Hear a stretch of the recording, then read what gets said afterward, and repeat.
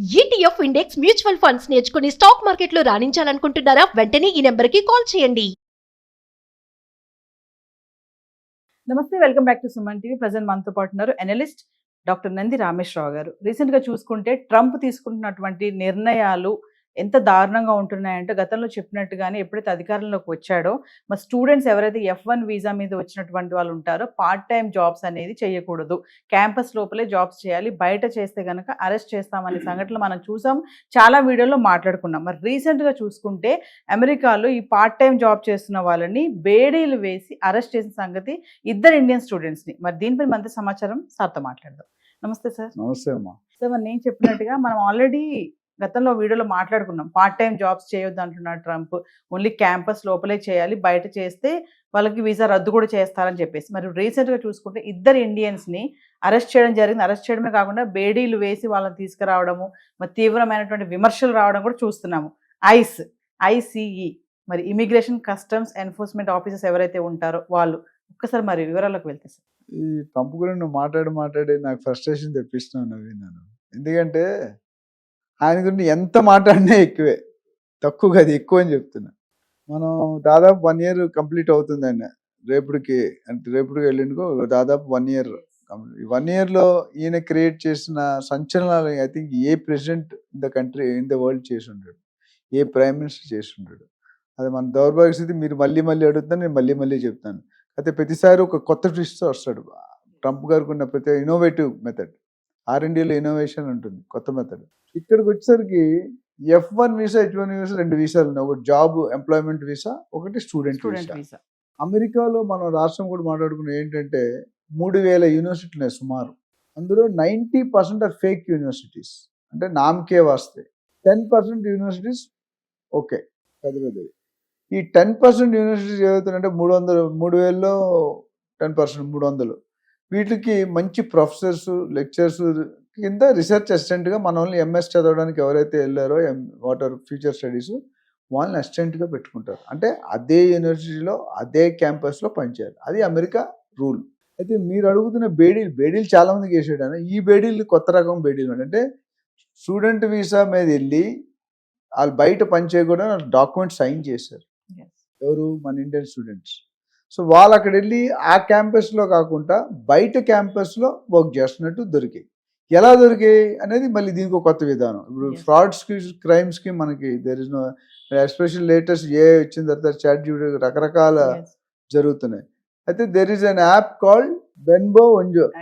ఆ యాప్ అనేది ఏంటంటే it's something like PayPal, Google Pay ఉన్న యాప్. అంటే ఏమేమి ట్రాన్సాక్షన్స్ అవుతున్నాయో ఆ ట్రాన్సాక్షన్ ట్రేస్ అవుట్ చేయగలుగుతారు. ఇప్పుడు నువ్వు ఇన్కమ్ మోడీ గారు ఏం చేశారు? డిజిటలైజేషన్ చేశారు. ఆయన రాగానే ఫస్ట్ 5% డిజిటల్ ఉంటే 95% మ్యానేజ్ రివర్స్ అయిపోయింది ఆల్మోస్ట్. ఇక్కడ ఏం చేశారంటే ఈయన బయట చేసే ప్రతి ట్రాన్సాక్షన్ అమెరికాలో కూడా బ్లాక్ అమౌంట్ అనేది జరగదు. ట్రైన్లో వెళ్ళినా, బస్సులో వెళ్ళినా, రెస్టారెంట్లో వెళ్ళినా, సిగరెట్ ఏదైనా ట్రాన్సాక్షన్ చేయాలి. ఆ ట్రాన్సాక్షన్ ఐడెంటిఫై చేసే యాపే ఇది. దానివల్ల వాళ్ళు ట్రేస్ అవుట్ అరెస్ట్ చేస్తున్నారు. సో అది ఒకటి. ఇంకోటి ఐస్ ఏజెంట్స్ అని ఉన్నారు, నేటివ్ అమెరికన్స్. అంటే ఒక 200, 300, 400 సంవత్సరాల ముందు వచ్చి అక్కడ సెటిల్ అయిపోయి వైట్ స్కిన్ వాళ్ళు ఐస్ ఏజెంట్స్ గా బిహేవ్ చేస్తూ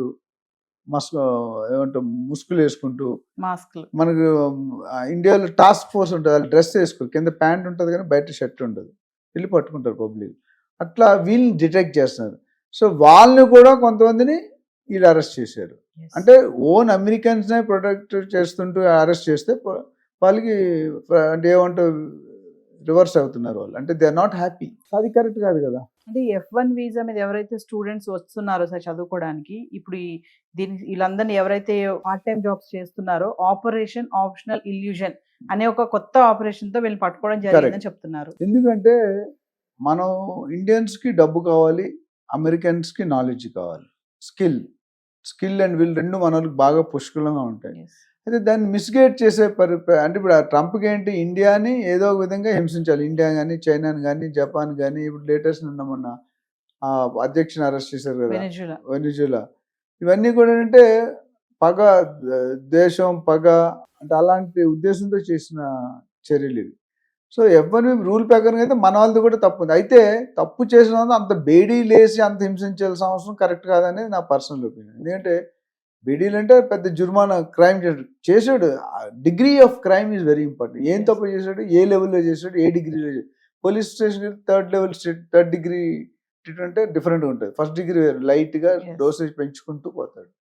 సో ఓవరాల్గా Trump wants that how Indians can be troubled, how tariffs can trouble India. Latest కొత్త దేశాల్లో కూడా మన వెనిజులాలో కూడా ట్యాక్స్ 10% చేశాను, 25% చేశాను, 50% చేశానని చెప్తున్నాడు.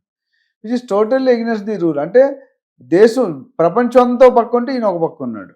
అంటే అది కేవలం ఏమంటావు దాన్ని దేశం పగతో చేసేది. అంటే ఏదో ఒక విధంగా వీళ్ళు తొక్కేసేయాలి.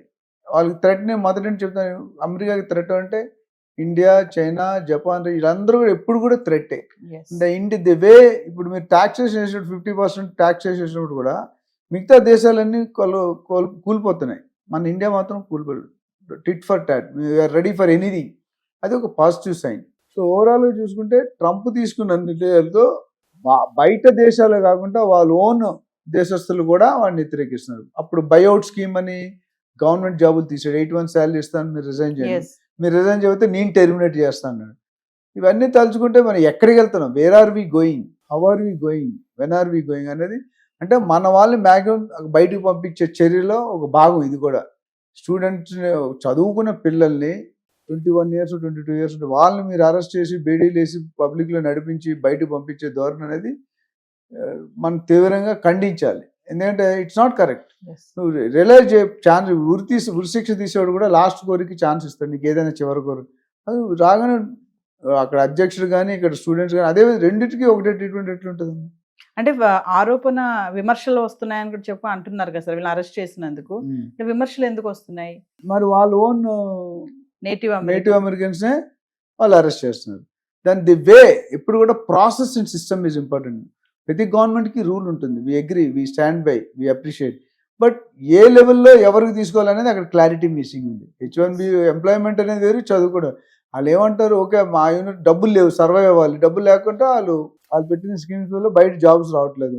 అందుకే పక్క ప్లేస్లో పక్క సిటీలకు ట్రావెల్ చేయాలి. ఆ ట్రావెల్ అయింది వీళ్ళు ట్రేస్ అవ్వకుండా ఈ ఐస్ ఏజెంట్స్ ఎవరైతే ఉన్నారో వాళ్ళు ట్రేస్ అవుట్ చేసి పబ్లిక్ రిపోర్ట్ ఇస్తే దాన్ని బట్టి వాళ్ళు చర్యలు తీసుకు. దాంతో గుంపులో గోవింద వీళ్ళు కూడా అరెస్ట్ చేశాడు. వాడు తెలియదు గారు అరెస్ట్. నువ్వు ఇండియావా, ఇండియన్వా, అమెరికన్వా, చైనీస్ చెప్పాలి. మొత్తం గొర్రెల మంది ఉన్న వాళ్ళందరినీ వేసేస్తున్నాడు. అది they are not like. Native Americans arrest చేయడం వల్ల అక్కడ తీవ్ర లోకల్ ఫ్రస్ట్రేషన్ ఎక్కువైపోయింది, లోకల్ ఎజిటేషన్ ఎక్కువైపోయింది. సో ఏదేమైనా సార్ ట్రంప్ తీసుకున్న నిర్ణయాలతోటి ప్రెసెంట్ అయితే స్టూడెంట్స్ అనే వాళ్ళు ఎలా ఉండాలి అంటారు? అంటే అక్కడ ఉన్నటువంటి వాతావరణాన్ని బట్టి చూస్తే అంటే నన్ను అడిగితే నా సిన్సియర్ పర్సనల్ ఒపీనియన్ అంటే స్టూడెంట్స్ ఎగబడి వెళ్ళిపోకూడదండి. If you going through a protocol మీరు వెళ్ళండి. ఏదో సింహం నవ్వింది కదా అని ఫోటోగ్రాఫ్ తీసుకుందని వెళ్తే ఫోటోలో మీరు ఎప్పటికీ ఉండలేరు. సింహం మాత్రం ఉంటుంది. అందుకే నేను సింహం పెట్టుకున్నానని చెప్తాను అప్పుడు.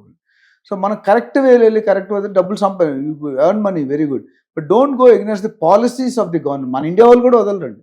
సింగపూర్ వాళ్ళు కూడా చిన్న ఎగ్జాంపుల్ క్లోజ్ చేస్తాను. మలేషియాలో మేము వెళ్ళాము టూర్కి. ఒక ఆయన పల్లెటూరు పంచి కట్టుకుని పల్లెటూరులు ఉంటారు కదా, అవాయి చెప్పులు వేసుకుని రోడ్డు మీద టాయిలెట్ వెళ్ళాడు.